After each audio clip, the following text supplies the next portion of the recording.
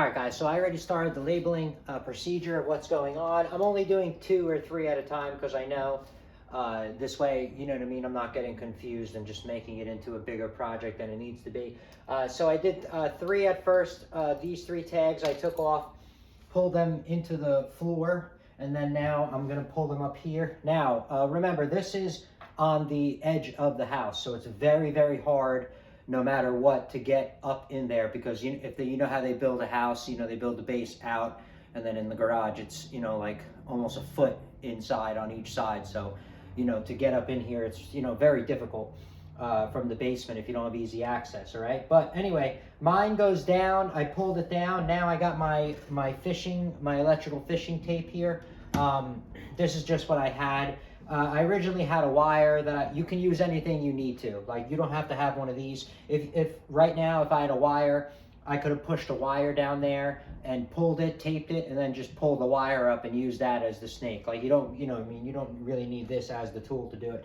But anyway, I sent this down. I'm going to tape the wires up, tape all the Ethernet cords onto it, and then I'm just going to pull it up, okay? And then, like I said, I'm going to do it that way and then connect each one, all right? All right, let's start pulling up some of my wires. Awesome, bam.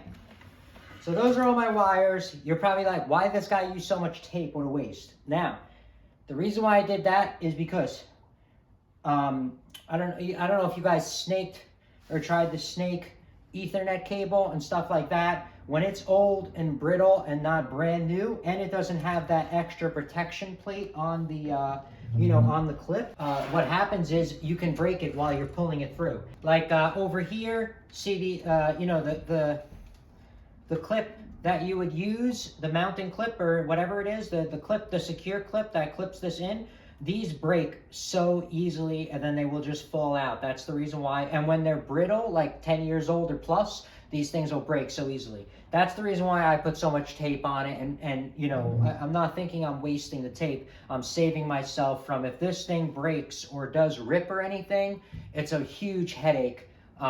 If you don't do this for a living, if you don't press these wires and fix them and crimp them all the time. I've tried to do this in the field, you know, just to help my customers out or whatever. And man, it would take me like 20 minutes to do something that's supposed to take 2 minutes. You know what I mean? It was ridiculous. So I don't want to do that ever again. And that's the reason why I use the tape like that, because if you damage a couple of them, you're going to have a huge problem on your hand. All right. Now, what I would do is, as you pull them up, I would just label them already. So the blue one or whatever, where's the names here? Blue room is the blue room.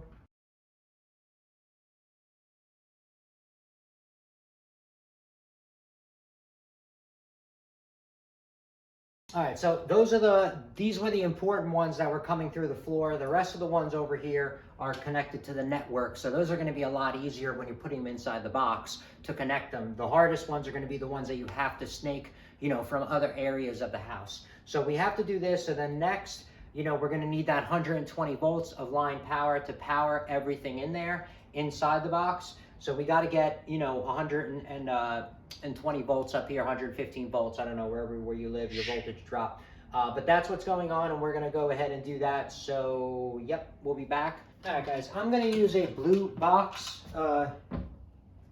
old work box. I'm going to use as an old work box. That's what I'm going to use. Mine's going to go in like this, so I got to pop out this top. I'm going to put it in the corner. This is the bottom. You know, it does go this way, and it's going to go in the bottom like this. Now, I'm just going to put mine over here in the corner because I'm most likely going to put a surge protector or a power strip in here or something. So I want this out of the way. I'm going to put this over here, and then I'll, you know, at least have open area down here. But I don't know what I'm going to do yet, but I'm just going to put this in the corner for now just because I think it'll be better.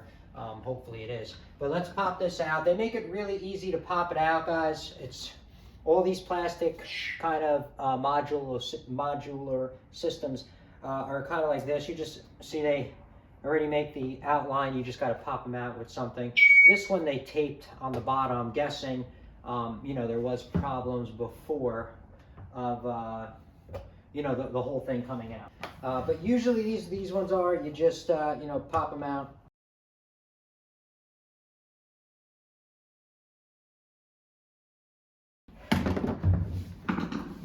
So that's how I'm gonna put mine out, and then like I said, my box is just gonna drop in here.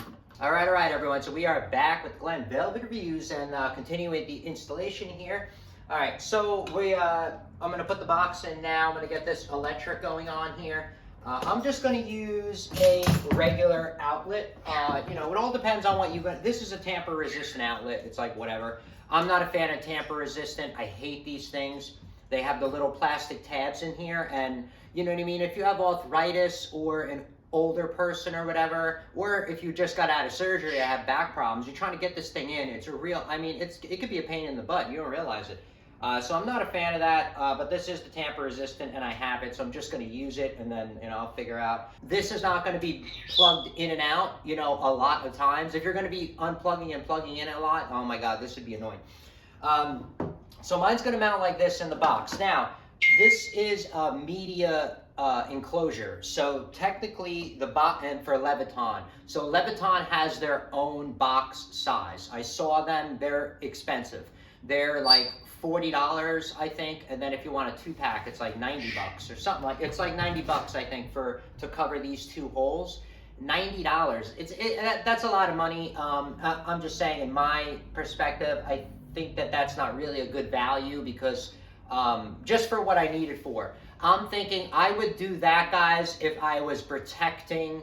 If this was made for an office, if it was an investment, or if it was a write-off. Honestly, that's really what it comes down to. When you're doing this kind of work for like a customer or something like that, then it really doesn't matter because they're paying for it, and then most likely they're going to write it off because that's a safety feature like insurance to protect stuff, so they can like write stuff off. And then I would spend the $90 if I had a big company. But if you're a do-it-yourselfer, you're doing it on small scale, and you're only doing a couple of these or whatever, then I would just use regular boxes. It'll be the cheapest way. All right. What I did, guys, is I just got a file and I filed this down. You only need to file it down like in 1/8 of an inch, maybe is good enough. I would say, yeah, probably like 1/8 of an inch. File it down. I did it on both sides, so it's even. And then you're just gonna stick these in here like that. This plastic is very soft, guys. Just to let you know, this plastic is very soft. You can just trim it really easily with a nice sharp blade. Don't use a dull blade, guys. If you're using a dull blade, you're forcing it because you're trying to overcut, you know, compensate for the blade, and then you're gonna slip. And a dull blade will cut your finger like butter, all right? Your skin is your skin. It'll cut it like butter, even if it's dull. And the worst is a dull blade will hurt a lot because it's, you know, it'll make it more blunt of a cut. But anyway, that's kind of what's up. Let's get this in here. So I'm going to tighten this up. It just goes in. It's got these wings on the side that you just tighten up. It's a very simple, you know, kind of setup here that they do. All right, remember, this is plastic, okay? If you're using an impact gun or some over-tighten it, you're going to snap it. So don't do anything crazy, all right? You just need it snug. It's not like anybody's messing with this. And then I have my wire right here coming up. So mine's going to go in here, okay, is how I'm going to have it. But I'm not going to, you're not going to want to run just this wire in. Have everything prepared, because what's going to happen is you got to have all your wires ready to go, and then you're just going to stick them all through the bottom and wire everything up and then pop it right in the wall, okay? That's kind of what you're going to do for a fast for a fast recovery, and you don't have downtime, because if you're taking care of customers, no one wants downtime, all right? When you're in the field, the minimum downtime you can have is the best. And I've made sure that when I take care of, you know, the clients or the customers, that downtime is just, you know, minimum. And I mean, you know, they notice it compared to your competitor, you're done. You know what I mean? They're up and running, selling soups, sandwich salads, air conditioners working, like they're up and running quick, and the profits rolling in the door. Bam, that's it. Everybody loves you, you know? And then that's about it. Like I said, I'm gonna run the outlet in here. We're gonna do that after, make it quick. I'm just waiting on, I ordered a power strip that I think is gonna fit in here perfectly. That's what I'm waiting for. Oh, and I also ordered some grommets. I'm gonna put grommets in here, and I'm gonna run my wires up through with just grommets. You can use grommets because, you know, this is not high power or anything like that. All right, so that's it. We'll be right back, and we'll continue this installation with you guys, all right?